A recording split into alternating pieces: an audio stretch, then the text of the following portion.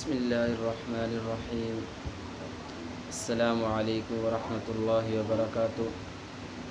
آپ دیکھ رہے ہیں میرا یوٹیوب چینل درس قرآن و حدیث۔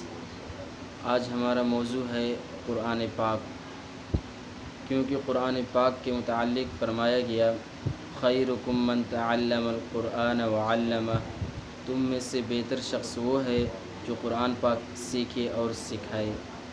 اب اس کا کیا مطلب؟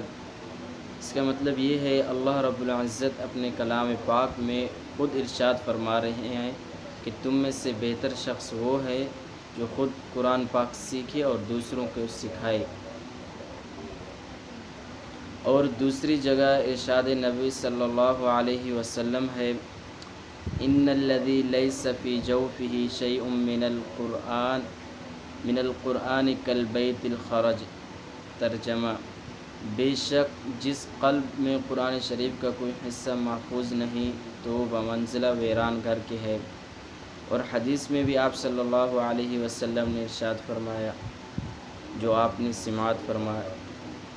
تو ہم کو چاہیے کہ قرآن پاک جتنا ہو سکے زیادہ سے زیادہ تلاوت کریں، اس پر عمل کریں، اس کو زندگیوں میں لانے کی کوشش کریں۔ اور آپ صلی اللہ علیہ وسلم نے اپنے احادیث مبارک میں ارشاد فرمایا کہ وہ بمنزلہ ویران گھر کے ہے جس میں قرآن پاک نہیں، وہ بمنزلہ ویران گھر کے ہے۔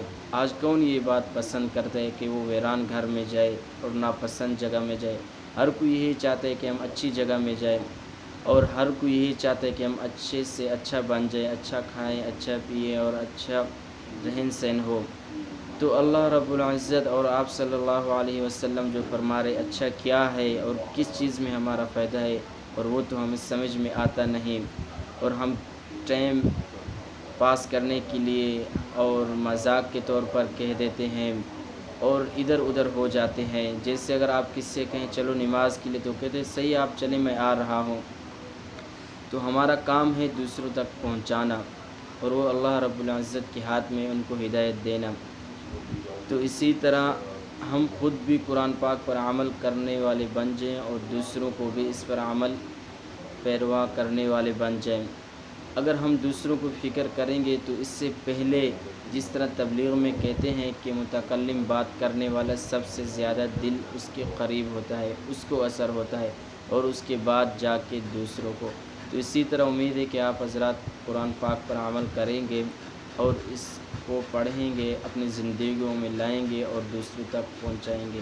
وآخر دعوانا ان الحمد للہ رب العالمین۔